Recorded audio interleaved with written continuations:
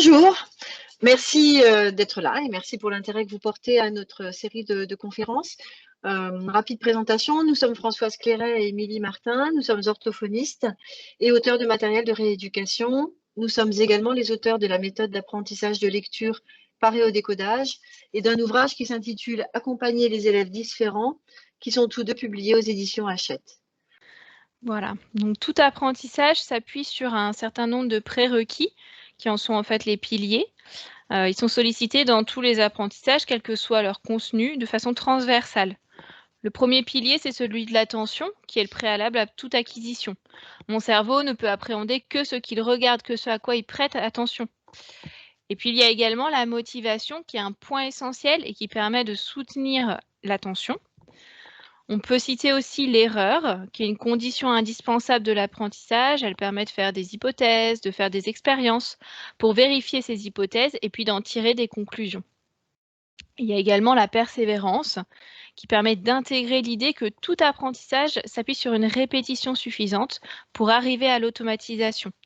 Or, l'automatisation est indispensable car elle permet de gérer efficacement les situations de double tâche. On en a déjà parlé plusieurs fois dans nos précédentes conférences, donc je vous invite à aller voir si vous ne les avez pas vues.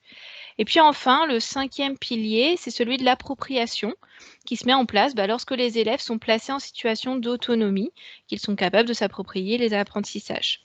Voilà, mais malgré la présence de ces piliers, parfois apprendre est difficile. C'est le cas quand celui qui doit apprendre présente des troubles spécifiques des apprentissages, qu'on appelle troubles 10, car il résulte d'un dysfonctionnement chez un sujet qui a par ailleurs des compétences intellectuelles normales. On distingue différents types de troubles 10 qui peuvent atteindre l'apprentissage du langage écrit. On parle de dyslexie quand elle concerne les difficultés d'acquisition de la lecture et de dysorthographie quand elle concerne des difficultés d'acquisition de l'orthographe. Ces deux troubles sont en général liés et on parle souvent de dyslexie-dysorthographie. Ces troubles peuvent également atteindre l'apprentissage du langage oral. Il s'agit alors de la dysphasie, qui concerne des difficultés d'acquisition du langage oral. Et puis, ça peut concerner l'apprentissage de la motricité.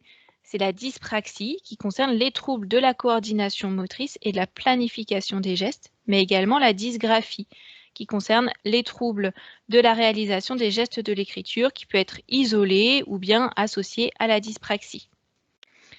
Enfin, l'apprentissage du calcul et du raisonnement logique, la dyscalculie, qui concerne quant à elle les troubles spécifiques de l'acquisition de l'arithmétique et des compétences logico-mathématiques, et c'est ce dont on va parler aujourd'hui. Et puis, ces troubles peuvent coexister chez un même sujet. On parle alors de multidys. Bien entendu, tous ces troubles ont des répercussions importantes, entravent fortement les apprentissages. Aujourd'hui, ce sont 400 000 enfants et jeunes en situation de handicap qui sont scolarisés en France, soit en milieu ordinaire, soit dans des structures spécialisées grâce au concept d'école inclusive. Cela représente une augmentation considérable puisque l'accueil de ces élèves a triplé depuis 2005, date de la loi pour l'égalité des droits et des chances qui pose comme droit fondamental celui de l'éducation pour tous les enfants. Néanmoins, leur scolarisation nécessite toujours la mise en place d'aménagements pour pallier leurs difficultés et de moyens de compensation pour les contourner. Cependant, il est difficile de s'y retrouver, de savoir quel est le moyen de compensation adéquat à telle ou telle situation. Le but de cette série de conférences est donc de vous permettre d'avoir une idée de ce que sont les différents troubles et ce qu'ils impliquent, pour qu'ainsi, lorsque vous receviez des élèves à besoins spécifiques, vous puissiez savoir quelles aides et moyens de compensation mettre en place. Par ailleurs, il faut garder à l'esprit que pour permettre à ces élèves à profil particulier de poursuivre leurs apprentissages dans les meilleures conditions possibles, il est nécessaire souvent de construire un partenariat cohérent entre les différents acteurs, que ce soit l'école, les familles et les intervenants extérieurs. Aujourd'hui, nous parlerons donc des troubles spécifiques des acquisitions en mathématiques. Pour cela, nous commencerons par définir le trouble, donc la dyscalculie, et puis mesurer ses conséquences en classe et dans les apprentissages. Puis, nous allons vous proposer des aides qui permettent de faciliter les différents apprentissages pour les élèves porteurs de ce trouble. Et enfin, nous présenterons les moyens de compensation pertinents quand les aides ne suffisent pas et qu'il faut contourner le trouble pour maintenir l'élève dans une posture d'apprentissage. Et donc après ces 3 temps, on aura un petit temps d'échange et de questions. Alors, qu'est-ce que la dyscalculie?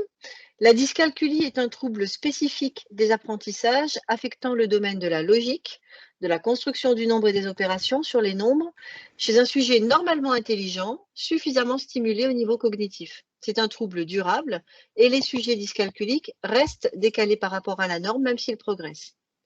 Ils se distinguent également par un certain nombre de particularités, avec des difficultés à la fois au niveau des représentations analogiques, verbales et symboliques.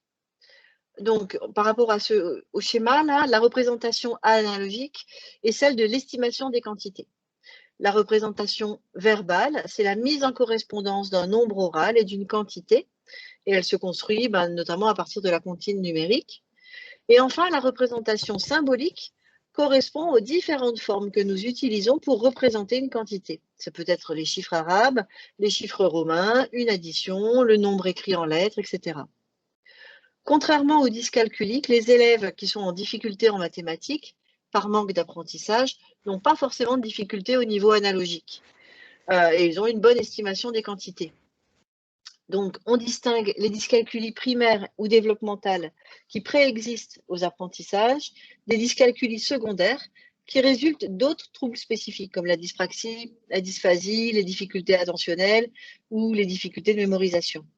Quelques-uns des prérequis nécessaires à l'acquisition des mathématiques n'étant pas en place, les apprentissages ultérieurs se font difficilement. Dans 98% des cas, la dyscalculie est secondaire à un trouble spécifique. En général, le niveau analogique est déficitaire chez les dyspraxiques, le niveau verbal chez les dysphasiques et le niveau symbolique chez les dyslexiques. Alors, quels sont les domaines affectés par la dyscalculie? La dyscalculie peut affecter différents domaines. La logique, tout d'abord, qui est bien souvent impactée, et on rencontre alors des élèves qui ont du mal à construire les différentes conservations du nombre, du total, des longueurs, parce qu'ils sont leurrés par la disposition ou la taille des éléments à compter. Si on regarde les étoiles, là-haut dans les deux bandes, eh bien, ils vont pouvoir dire par exemple que sur la bande d'en dessous, il y en a davantage parce que les étoiles prennent plus de place, sont plus écartées. Et puis si on les resserre, ils vont dire qu'il y en a moins. Donc le nombre va varier, tantôt plus, tantôt moins, en fonction de la disposition des étoiles. On va également avoir des élèves qui vont avoir des difficultés à classifier un matériel donné, à l'organiser en fonction d'un critère. Ainsi, par exemple, si on donne des jetons de formes et de couleurs différentes à classer, eh bien, certains enfants vont mettre ensemble ceux qui sont strictement identiques, les ronds bleus avec les ronds bleus, sans parvenir à distinguer un critère de classification, en disant je mets les ronds avec les ronds, je range par forme, ou par couleur, les bleus avec les bleus. Ou bien ils vont avoir du mal à terminer une classification. Ils vont commencer à classer en fonction d'un critère, donc ils vont mettre les bleus avec les bleus, par exemple, et puis ils vont continuer en changeant de critère en cours de classification. Donc là, si on regarde les classifications, sur les deux bandes du haut, on a une classification par couleur, donc on a mis les jaunes avec les jaunes, et puis sur les bandes du dessous, le même matériel a été regroupé par forme. Voilà, mais eux, ils vont avoir du mal à terminer une classification.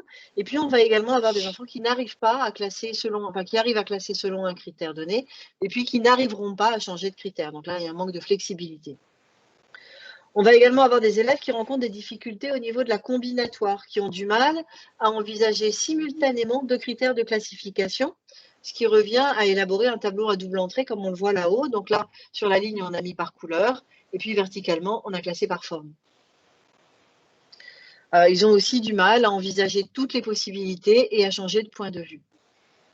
Ils vont également avoir des difficultés au niveau de la sériation, donc classer du plus grand au plus petit, ou le contraire, et qui n'arrivent pas à s'organiser pour comparer un à un des éléments comme des bâtonnets, par exemple, pour les sérier par ordre de taille. Ils ont aussi des difficultés à sérier des nombres par ordre croissant ou décroissant. On peut avoir des difficultés à concevoir l'inclusion, c'est-à-dire, si on regarde l'exemple, à envisager que la classe des pommes, elle est incluse dans la classe des fruits. Or, pour comprendre la soustraction 9 moins 6, par exemple, il faut comprendre que 6 est inclus dans les 9. On va avoir également des élèves qui peuvent avoir du mal à comprendre que les unités sont incluses dans les dizaines. Mais le traitement numérique peut également être défaillant au niveau analogique, avec des difficultés à se représenter les quantités, à les estimer, à les reconnaître immédiatement. Quand c'est le niveau verbal qui est touché, il entraîne des difficultés de dénombrement et de mémorisation de la comptine numérique, avec en particulier des difficultés à appréhender les différentes irrégularités, 11, 12, 70, 80, 90. Quand c'est le niveau symbolique qui est affecté, on peut observer des difficultés à lire les chiffres et les nombres, à les transcrire, à passer de l'oral à l'écrit, d'un code numérique à l'autre, ou à manier la numération en base 10, par exemple. Concernant le calcul, les difficultés au niveau analogique entraînent une mauvaise compréhension des calculs de base qui sont en général acquis très tôt, notamment la notion d'ajout ou de retrait.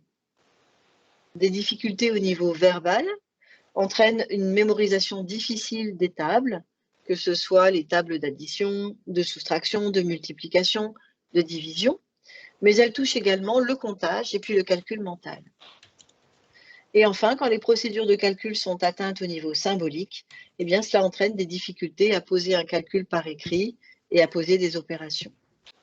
Enfin, concernant le sens du nombre, il peut être atteint au niveau analogique et entraîner des difficultés à estimer et comparer des quantités, ou au niveau symbolique, ce qui affecte la compréhension de ce qu'est un nombre, avec en particulier la mise en relation du symbole et de la quantité, et puis aussi la compréhension des fractions, des équivalences et la résolution de problèmes. Alors maintenant, on va se demander quelles sont les conséquences d'une dyscalculie. En fait, les conséquences de la dyscalculie secondaire en classe, les conséquences seront différentes en fonction du trouble initial. Donc, quand on est, dans le cas d'une dyscalculie secondaire à une dysphasie, on parle de dyscalculie linguistique. On aura alors des difficultés au niveau de la classification et puis de la mémorisation de la chaîne numérique, un accès à un vocabulaire spécifique difficile. Donc dans la dysphasie, on a de toute façon des difficultés au niveau de l'acquisition du vocabulaire. Donc là, le vocabulaire des mathématiques sera d'autant plus difficile à acquérir. Puis des difficultés au niveau du calcul mental en raison de difficultés mnésiques et puis la compréhension des problèmes.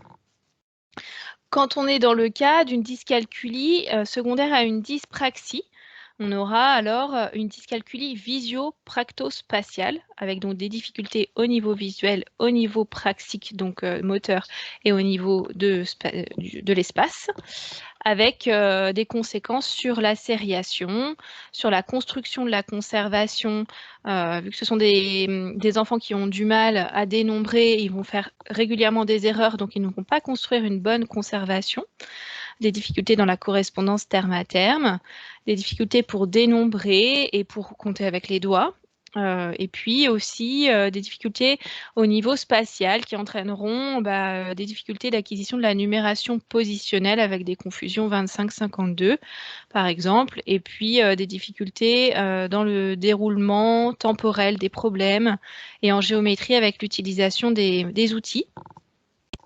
Lorsque la dyscalculie elle est secondaire à un trouble de l'attention ou un trouble des fonctions exécutives, on parlera de dyscalculie attentionnelle, avec des difficultés de dénombrement qui engendreront des oublis ou des recomptages, des oublis aussi dans les opérations posées, des oublis de retenue, de signes, ou alors se perdre par rapport aux différentes étapes, puis des difficultés à gérer les étapes dans le calcul, mais également dans les problèmes. Toutes les données numériques, sans les trier, parce qu'au final, on aura un trouble de la stratégie et un manque d'inhibition, et puis des difficultés à s'organiser. Et puis, on aura aussi un manque d'ajustement de la vraisemblance du résultat dans les problèmes. Donc, une fois qu'ils auront trouvé le résultat, même s'il est tout à fait incohérent, ils n'iront pas aller vérifier. Enfin, on parle de dyscalculie mnésique quand elle est secondaire à une dyslexie, notamment avec des difficultés de mémoire de travail. Ce seront alors les stratégies de comptage qui vont être touchées, le calcul mental aussi, et puis gérer les opérations, les différentes informations dans la résolution de problèmes, écrire les grands nombres avec des difficultés au final de mémorisation de l'ensemble des unités phonologiques, puis des difficultés à mémoriser les tables. Voilà, donc en fait, de façon schématique, les domaines qui seront les plus affectés en fonction du trouble initial, mais bien souvent, les choses sont plus complexes et plus étroitement mêlées. Donc, comme on l'a vu, la dyscalculie est la plupart du temps secondaire à un trouble initial. Et donc, les aides qui pourront être proposées ou apportées ne seront pas les mêmes en fonction de ce trouble initial. Alors, quelles aides à l'apprentissage des mathématiques peut-on mettre en place? Si la dyscalculie est secondaire à des troubles du langage oral, on favorisera l'apprentissage au travers de supports visuels clairs et colorés, on s'appuiera donc sur le visuel, et on favorisera les manipulations qui permettront de mettre du sens sur les apprentissages numériques. En revanche, si la dyscalculie est secondaire à des troubles praxiques, l'emploi de la manipulation ne sera pas pertinent parce qu'il rajoutera aux difficultés de représentation logico-mathématique des difficultés praxiques. Il sera dans ce cas plus intéressant de passer par le verbal car, comme on l'a déjà vu lors de la conférence consacrée à la dyspraxie, c'est un point d'appui très utile pour les enfants dyspraxiques. Et de la même manière, si la dyscalculie est secondaire à des troubles attentionnels et ou mnésiques, donc de la mémoire, il s'agira alors d'éviter les consignes multiples, de verbaliser et de schématiser si possible les différentes étapes nécessaires à la résolution du problème pour éviter les distracteurs, et d'éviter les distracteurs tout en proposant des supports d'aide à la mémorisation. Alors, quelles aides peut-on mettre en place pour apprendre à lire et écrire les nombres? Les élèves dyscalculiques peinent à établir un lien entre la quantité et sa symbolisation. Aussi, on donnera des informations verbales pour les aider à lire et écrire les nombres.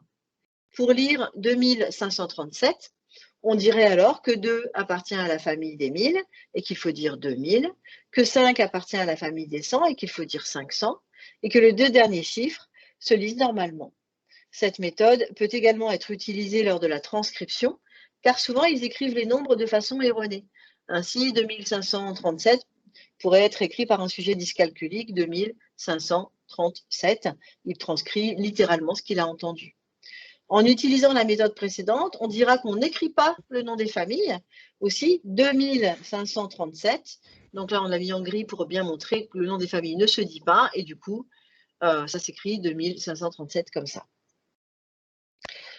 On pourra proposer aux élèves des exercices de préparation dans lesquels il s'agit dans un premier temps de surligner les noms des familles avant de les transcrire en chiffres. On peut également proposer le même genre d'exercice en utilisant une forme visuelle et des bandes de superposition. Elles reprennent les codes couleurs utilisés pour représenter les unités, les dizaines, les centaines, et grâce à la superposition, on prend bien conscience de la numération positionnelle. En utilisant les bandes de superposition, il est facile de comprendre que 2537 s'écrit, c'est 2000 plus 500 plus 30 plus 7, et ça s'écrit comme ça quand on superpose les bandes. Ou l'inverse.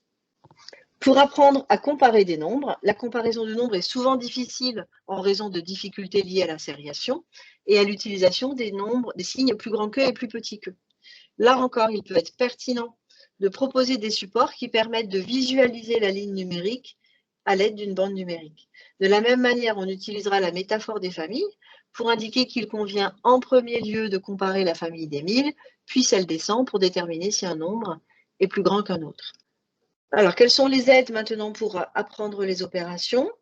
L'acquisition du sens des opérations doit faire l'objet d'un apprentissage attentif et il peut être intéressant de passer par la manipulation. Mais pour d'autres, en raison des difficultés praxiques, comme on l'a déjà dit, ce ne sera pas possible et il sera plus judicieux de passer par la verbalisation. On peut alors expliquer avec des mots que quand je fais 7 plus 4, je prends cet élément, j'en rajoute 4 et je compte combien ça fait en tout. Et insister sur cette présentation pour toutes les opérations. On peut aussi entraîner les élèves à verbaliser l'opération à partir de situations concrètes, pour leur permettre de l'automatiser. On proposera alors des énoncés du type j'ai 6 billes dans mon sac, on m'en donne 3, je les mets dans mon sac. À quelle opération cela correspond-il? Une addition. J'ai 7 billes, j'en donne 2 à mon copain. À quelle opération cela correspond-il? Et cela sans même calculer. Vraiment, là, on travaille, ce qu'on cherche à mettre en place, c'est construire le sens des opérations. Dans ce type d'exercice, il est vraiment important de faire varier le vocabulaire et de faire attention à ne pas toujours utiliser le vocabulaire mathématique habituel. J'ajoute, j'enlève. Parce que même s'il est intéressant et qu'il est important de le connaître, il peut parfois empêcher la compréhension réelle de l'opération réalisée. On va avoir beaucoup d'élèves dyscalculiques qui vont s'accrocher à ce vocabulaire et se dire « Ah oui, j'entends, j'ajoute, alors je fais une addition ». Et parfois, les apprentissages restent alors plaqués et la compréhension réelle ne se met pas en place. Pour les aider à élaborer une image mentale, on peut utiliser des jeux comme celui de la boîte de billes. Dans ce jeu, on dit à l'enfant, bah, tu as dans ta chambre une boîte de billes dans laquelle tu as tant de billes.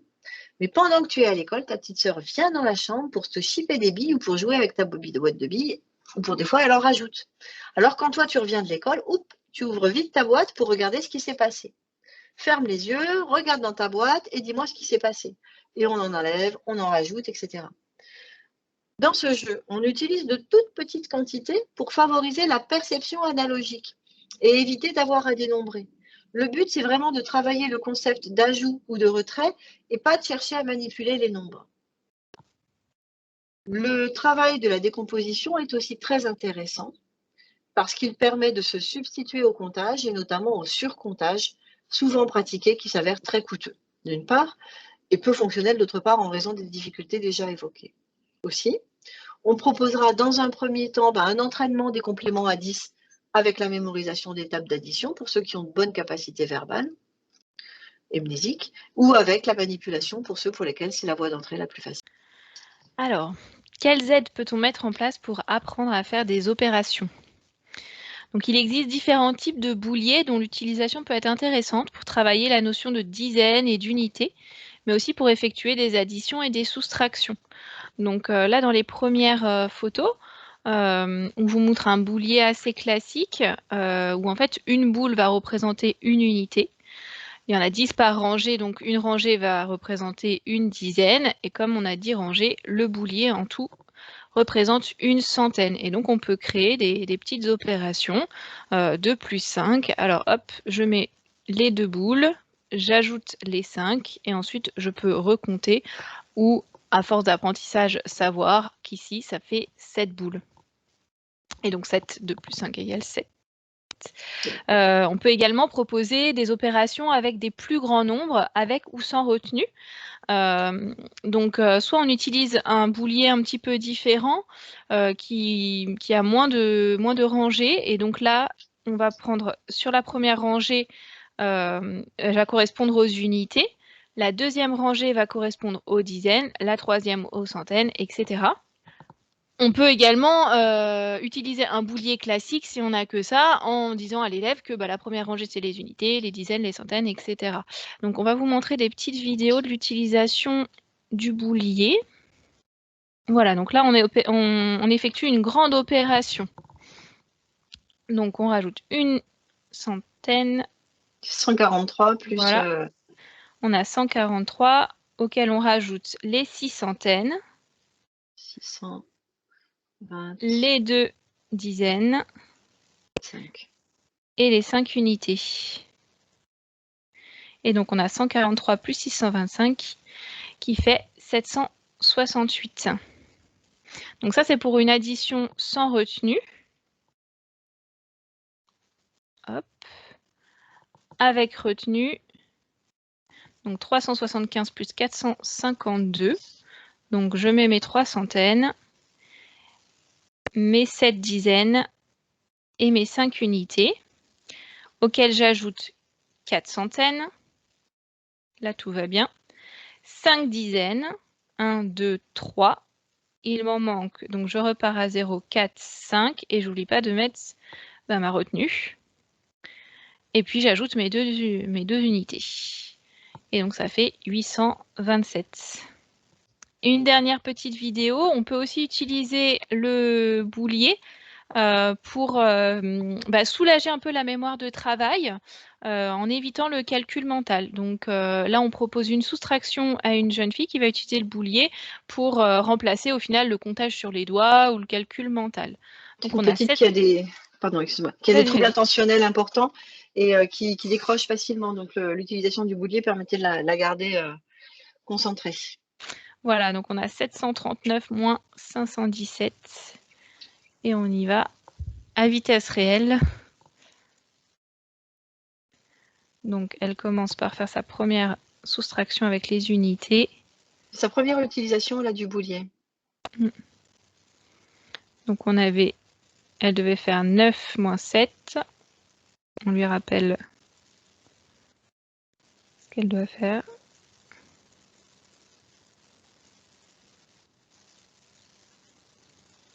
Elle retire 7. Elle voit qu'il lui en reste 2. Hop, elle les consigne. Voilà. Ensuite, elle continue. Donc 3 moins 1. Elle remet son boulier à 0. Et on y retourne.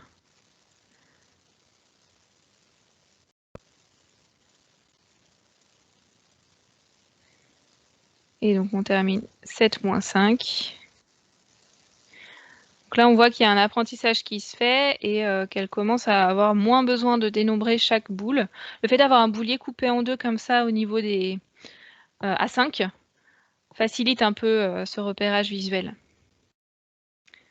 Et donc et puis là, comme c'est une petite caisse en tout tensionnelle, on a un boulier vraiment simplifié avec deux lignes, quoi. Ouais. Ce qui permet de pas limiter les distracteurs au maximum. Et voilà, première soustraction réussie. Voilà, on peut de la même manière utiliser des abacs pour manipuler les unités, les dizaines, mais aussi faire des compléments à 10 ou toutes les activités d'ajout et de retrait comme on a pu le faire là avec le boulier. Et donc maintenant, on va aborder les aides pour apprendre à résoudre des problèmes.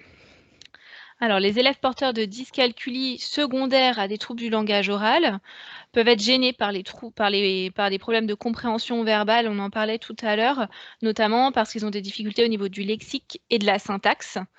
Et ça demande en plus une organisation et de la planification. Il sera alors souvent aidant de passer par une schématisation de la situation problème en détaillant les différentes étapes. On commencera d'abord par proposer des situations très concrètes, proches du quotidien, dans lesquelles on peut manipuler des objets réels. Puis on va ensuite évoluer vers des situations qu'on peut schématiser avec des petites images, puis au travers de dessins réalisés. Cela permet la construction d'une procédure d'organisation et puis l'élaboration d'une planification qui pourront ensuite être réutilisées lors de la résolution de situations un peu plus abstraites.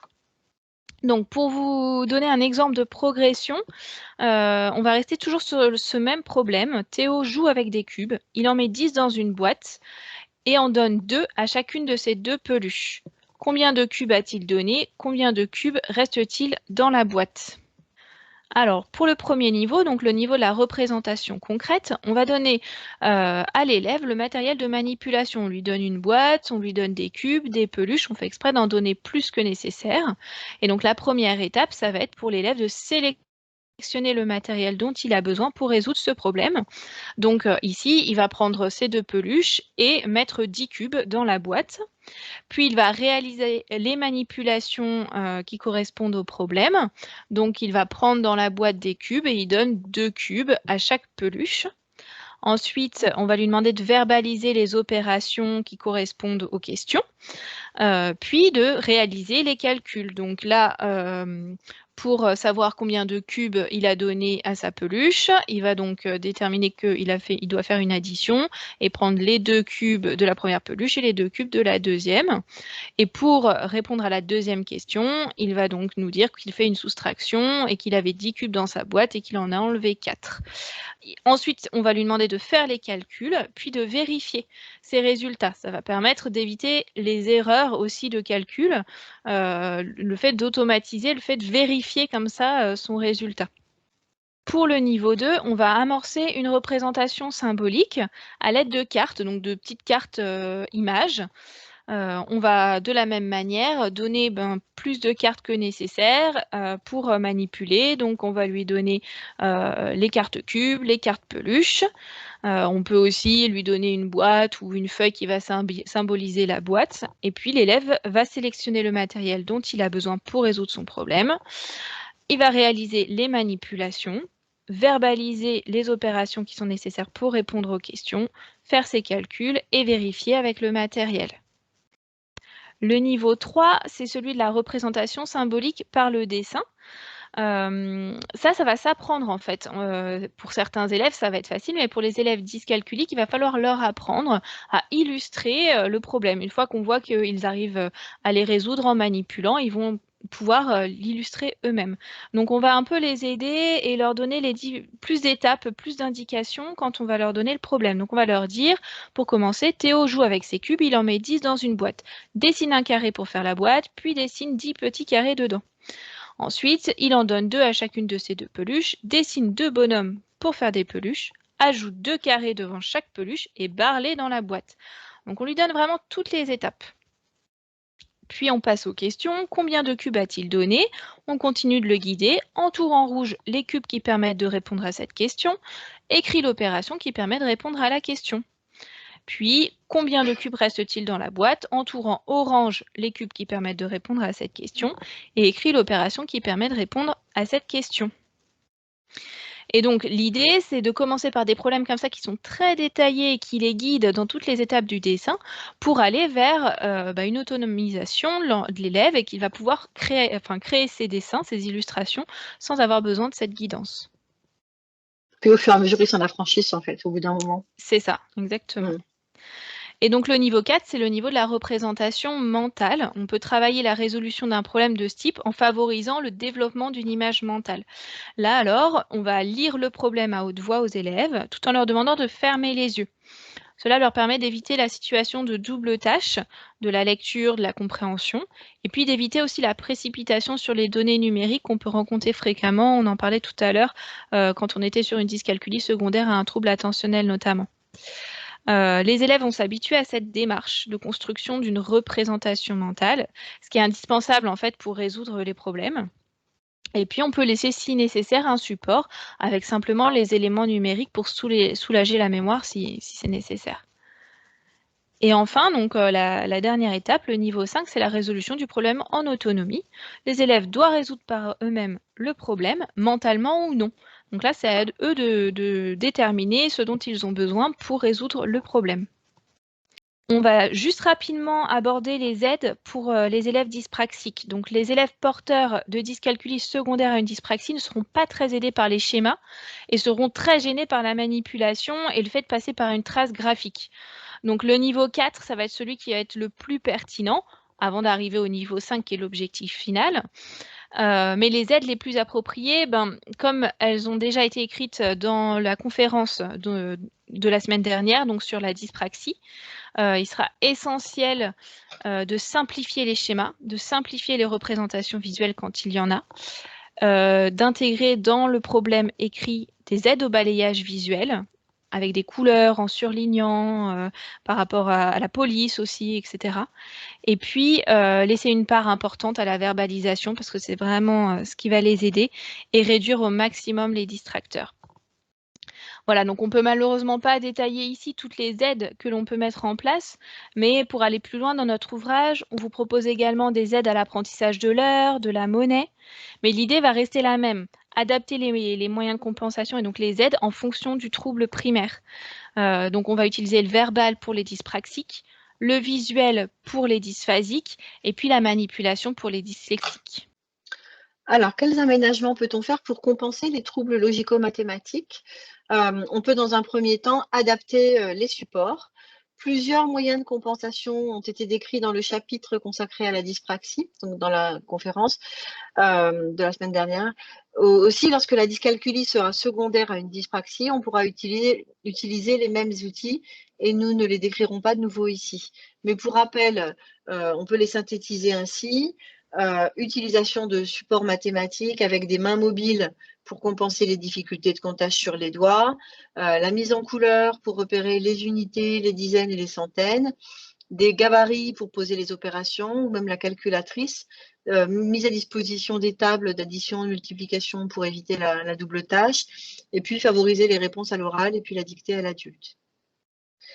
Pour les dyscalculies qui ne résultent pas de difficultés visio-motrices et pratiques, on favorisera la manipulation, la représentation visuelle, le comptage sur les doigts pour donner du sens au nombre. Comme on l'a vu, une des difficultés consiste à mettre en relation la forme analogique du nombre avec sa forme verbale et sa forme symbolique, et à passer comme ça de l'une à l'autre.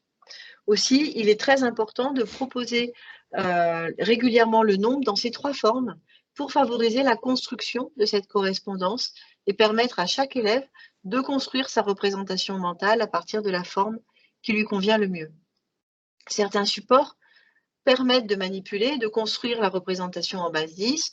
Il y a par exemple la mallette Hachette qui contient des plaques représentant les centaines, des barrettes qui représentent les dizaines et puis des cubes pour les unités que l'on peut imbriquer. Ou bien la mallette Brissot de Picbille qui contient 10 boîtes contenant 10 jetons, ou encore le matériel Montessori qui se présente sous forme de perles. De façon générale, il nous paraît important de proposer des supports divers parce que cela permet de développer la flexibilité de pensée essentielle à tous les apprentissages et de construire une réelle représentation de la base 10 qui soit valable quel que soit le support utilisé. Une réelle compréhension de la base 10, c'est une compréhension qui fonctionne avec des cailloux, avec de l'argent, avec des billes, avec des pions dans des boîtes de 10 œufs, etc. Réduire la quantité, comme dans tous les troubles spécifiques, une lenteur est associée et l'effort souvent mis en œuvre pour compenser les difficultés entraîne une fatigabilité importante.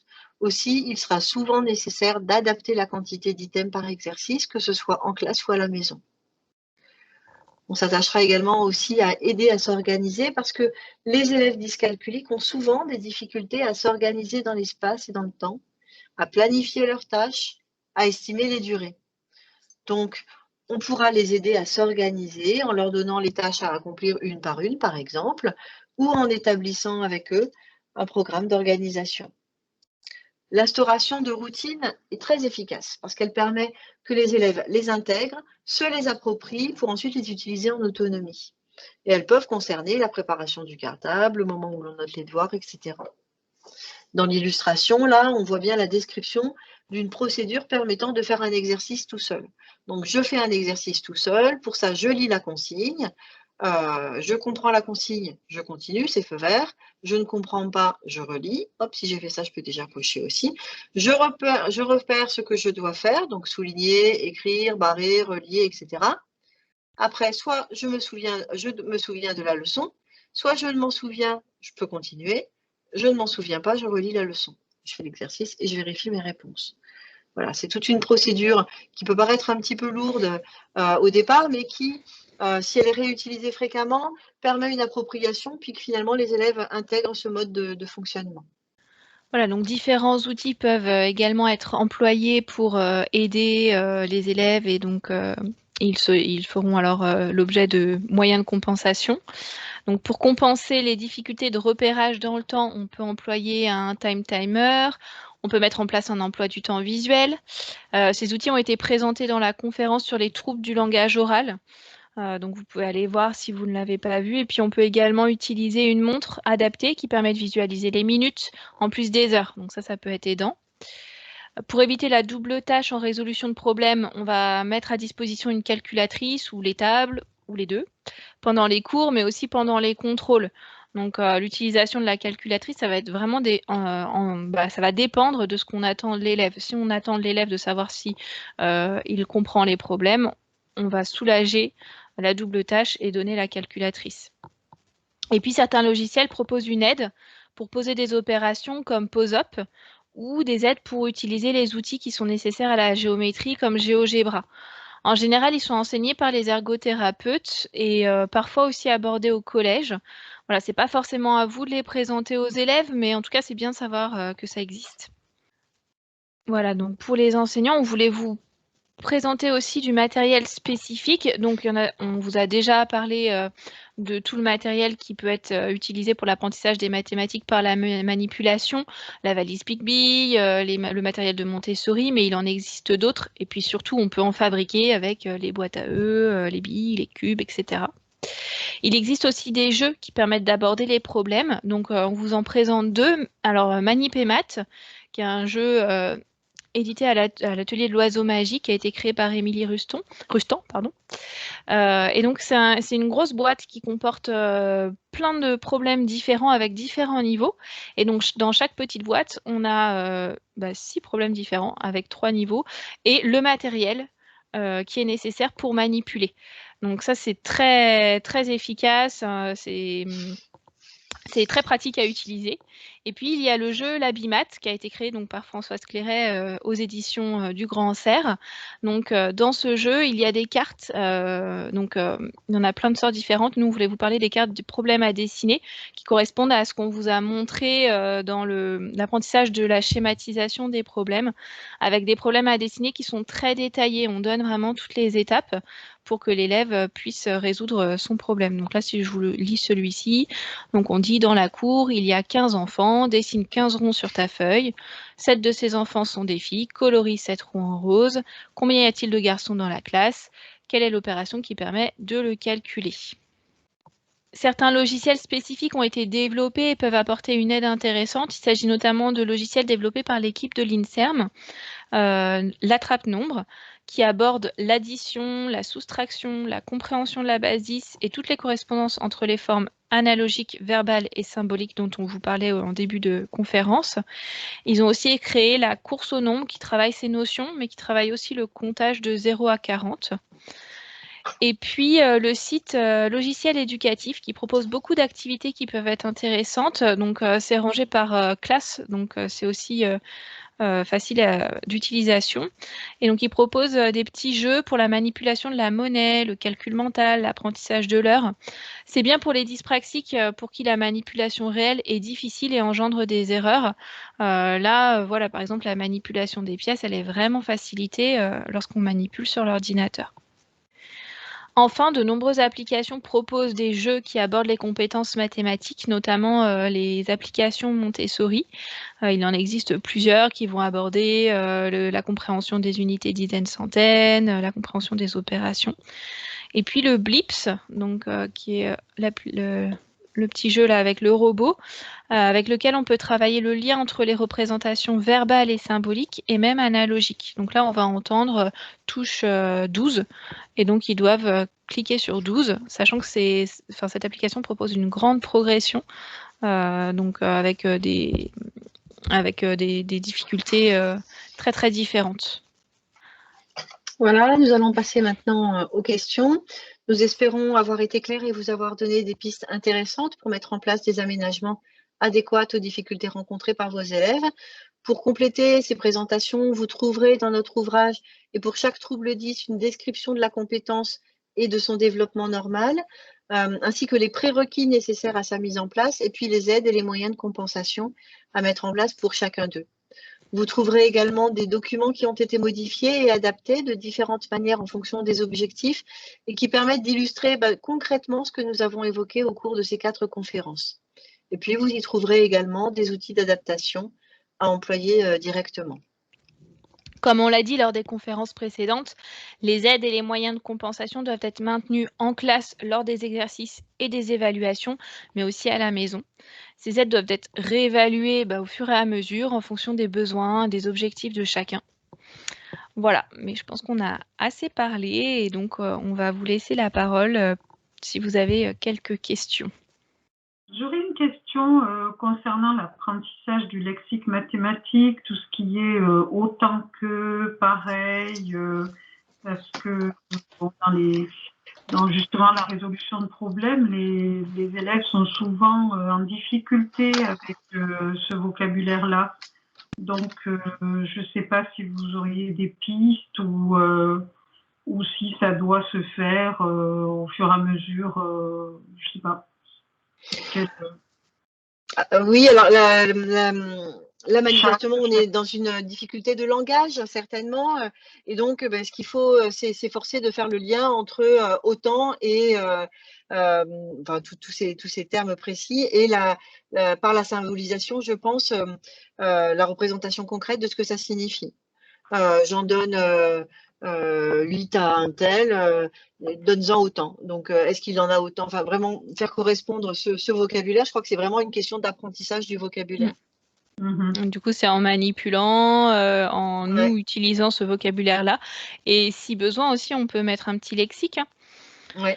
On peut, si on sait que cet élève est en difficulté, particulièrement au niveau du vocabulaire, que ça fait partie de sa pathologie, on écrit à côté, autant que, et puis hop, égal, soit on met le signe égal, soit on met un exemple pour montrer que autant que c'est pareil, ou on met le mot pareil, souvent c'est plus facilement la même compris. Quantité, voilà. Et on va mettre le vocabulaire, le lexique comme ça au fur et à mesure, et quand on voit qu'il est acquis, on note ce petit lexique-là.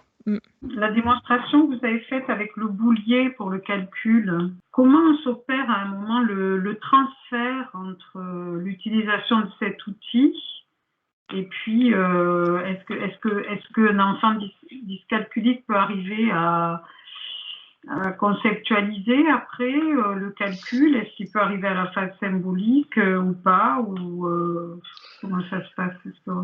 L'idée, c'est celle-ci. On voit là sur la vidéo où on voit la petite là qui fait sa soustraction avec le boulier. C'était la première fois qu'elle l'utilisait. Elle est arrivée en rééducation là avec la personne qui l'accompagnait qui me disait oh là là, la maîtresse arrache les cheveux, elle n'arrive pas à lui faire comprendre la soustraction et tout ça. J'ai essayé comme ça, je l'ai filmé en même temps parce qu'on préparait la conférence. Là, je me suis dit tiens, si ça fonctionne, ça sera intéressant de le montrer. Et j'ai été vraiment surprise. Et on voit bien sur la dernière, je crois que c'est au niveau des centaines. Pour faire 7, elle prend direct 5 plus 2. Donc, on voit bien qu'elle construit des choses. D'accord. L'idée, c'est justement qu'après, le boulier soit dans sa tête et soit mentalisé. C'est ça. Voilà. Après, ça va être aussi dépendant de chaque élève et certains, il y en a certains pour qui ça sera difficile d'accéder à la symbolisation. Voilà. Ce qui va permettre aussi vraiment d'intégrer la notion de nombre et de quantité, ça va être justement de manipuler, et c'est ce qu'on disait tout à l'heure, avec le boulier, mais avec des billes, avec des cailloux, et c'est là où on va avoir une vraie compréhension, que ça va s'intégrer et qu'on pourra se détacher un peu de la manipulation. On construit que c'est pareil en fait. Et un enfant qui a vraiment un trouble de dyscalculie, pardon, est-ce que ça peut arriver qu'il n'y arrive pas, voilà, parce qu'après on... Ah bah oui. Ça peut, ouais. Voilà. Ça peut, c'est pour ça qu'on va mettre en place des moyens de compensation. C'est-à-dire que ça va être des aides pour essayer d'apprendre. Et si on voit que c'est vraiment trop difficile, c'est là où on apporte les outils et les moyens de compensation, la calculatrice, etc. Après, ils progressent en fait, mais aussi à leur rythme. Donc, c'est pour ça qu'on a besoin de mettre en place des moyens de compensation. C'est-à-dire qu'ils sont aussi intelligents que les autres, donc ils sont capables de faire les acquisitions, mais ils sont freinés par ces difficultés, par ces troubles 10. Donc, nos moyens de compensation vont leur permettre de faire leurs acquisitions malgré ces troubles. Quelle est la différence entre une dyscalculie secondaire et une primaire dans la difficulté rencontrée par l'enfant et dans sa prise en charge? C'est vrai qu'on vous a beaucoup parlé de la dyscalculie secondaire parce qu'au final, c'est la plus fréquente. Oui, 98%. Oui. Voilà, c'est ça. Dans la dyscalculie primaire, au final, on va avoir des troubles... on n'aura pas d'autres troubles associés, donc ça va plutôt aider. Par contre, on aura quand même des difficultés au niveau de la représentation du nombre, et donc on va pouvoir réutiliser les aides et les moyens de compensation qu'on vous a présentés ici. Et je dirais, en plus, on vous propose des outils, mais en fait, nous, on fonctionne comme ça avec une boîte à outils, c'est-à-dire que cette petite-là qui est arrivée, je rebondis encore sur cet exemple, mais qui est arrivée en rééducation à sa séance avec une difficulté, bon, j'ai testé ce truc-là, ça fonctionne bien. Ça n'aurait pas fonctionné, on aurait fait autrement, on tâtonne en fait. Alors après, quand on connaît en amont le trouble initial, on sait on a des axes quand même d'aménagement qui vont fonctionner, qui vont être efficaces, mais il n'y a pas de science exacte là. Hein. Donc, est-ce que par la suite, l'enfant peut se passer du boulier? C'est ce qu'on disait un petit peu à l'oral là, c'est que ça va être l'objectif. Pour certains, ça va être possible. Pour d'autres, ça va l'être moins. Après, de toute façon, c'est difficile d'imaginer qu'un élève arrivé au collège continue d'utiliser un boulier, notamment en classe. Donc, au final, on va remplacer l'utilisation du boulier par l'utilisation de la calculatrice. Voilà, soit ça va lui avoir permis de construire une représentation suffisante du nombre pour s'en affranchir et passer à autre chose. L'idée, c'est vraiment que ça construise toutes ces correspondances entre représentation analogique, symbolique et verbale, soit il faudra passer aux moyens de compensation qui sont plus adaptés à sa tranche d'âge, en fait. Alors, si un enfant a une dyslexie bien compensée, une dysorthographie forte et une dyscalculie hyper sévère, elle est quand même secondaire? Oui. En fait, la dyscalculie primaire n'est présente que en l'absence d'autres troubles 10. Alors, comment aider un enfant qui ne visualise pas ou qui ne comprend pas ce qui est demandé lorsqu'il lit un énoncé de problème? Voilà. Il faut déterminer d'où vient la difficulté. Est-ce que c'est une difficulté au niveau verbal? Est-ce qu'il ne comprend pas le langage? Est-ce que c'est une difficulté au niveau analogique, de la conceptualisation, au niveau des liens logiques? Donc, il faut, je pense, explorer les différents types d'aides un petit peu là qu'on a décrites. Et voir ce qui fonctionne bien, et éventuellement en passant, je pense, en reprenant au tout début avec l'exemple concret qu'Émilie a décrit avec les nounours et les Legos, là, ça peut être une façon de procéder. Alors, comment gérer les échanges de la soustraction avec le boulier?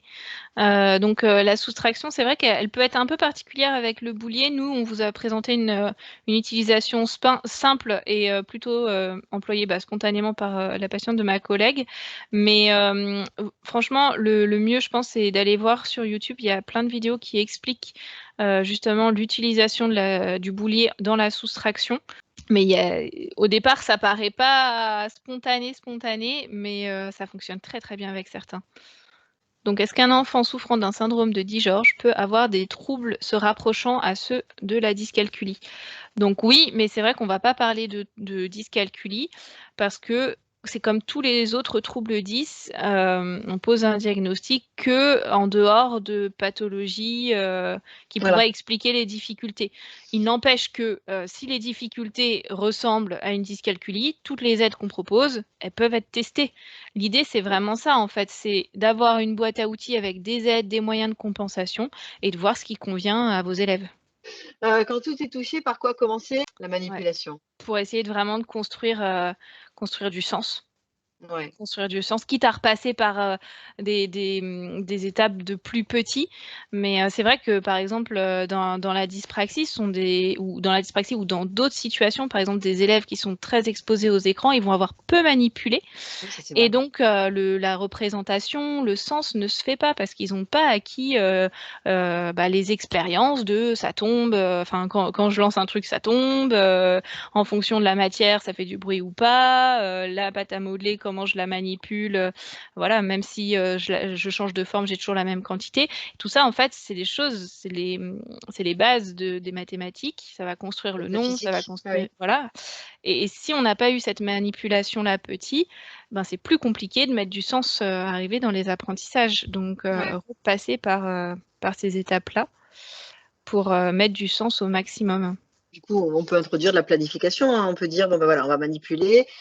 Tu prends d'abord 5 cubes, alors on les prend, on manipule, pouf, et puis faire la procédure un peu comme on l'a utilisé, comme on l'a présenté tout à l'heure pour la résolution, pour faire l'exercice tout seul, là. C'est ça, on va essayer de nous donner les moyens de compensation là où ça pose problème pour que l'élève puisse avancer et au fur et à mesure qu'il cède de nos propositions. Par le jeu, beaucoup de jeux, ben oui. Oui, bah oui. Là, on est tout à fait d'accord pour tous les Mmh. apprentissages. Mmh. Parce que ça rajoute la motivation et Ouais. que la motivation est un vecteur d'apprentissage très efficace. Donc, que pensez-vous de la méthode mathématique de Singapour pour ses élèves 10? Le problème, c'est qu'on ne trouvera pas une méthode qui correspond à tous les élèves 10. Ça va être, on aura des méthodes qui seront bien sûr plus adaptées. Et puis ensuite, c'est à vous de voir comment apporter, hop, juste un petit outil. Moi, je sais que par exemple, pour la classification, on donne des cartes à classifier, arrangées par couleur, par forme, etc. Pour certains patients, il suffit que je leur donne 3 boîtes et ils vont être capables de le faire. Si je ne leur donne pas les 3 boîtes, ils ne peuvent pas s'organiser. Et donc, au final, c'est juste ces boîtes qui vont faire contenant et ils vont être capables de s'organiser et de faire leur classification.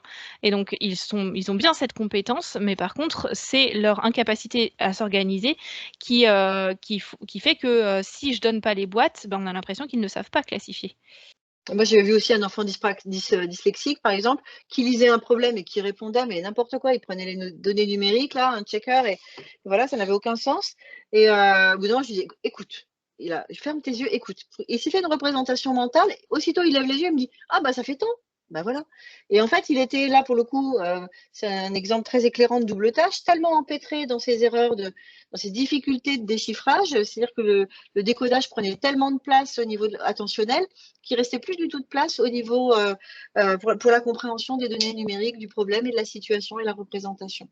Donc, dans ce cas-là, c'était le biais par lequel passer, en attendant d'avoir, bien entendu, un décodage plus opérant qui lui permette de pouvoir faire les deux choses en même temps. Donc, on va vous Écoutez, remercier pour votre participation active et pertinente. Remercier également toute l'équipe d'Hachette pour leur accompagnement, leur confiance et toutes les aventures que nous partageons ensemble. voilà. Puis c'est vrai que c'était une belle aventure de faire ces 4 conférences. On espère que ça vous aura bien aidé et n'hésitez pas à aller revoir les vidéos si besoin. Bonne soirée à tous. Soirée à tous.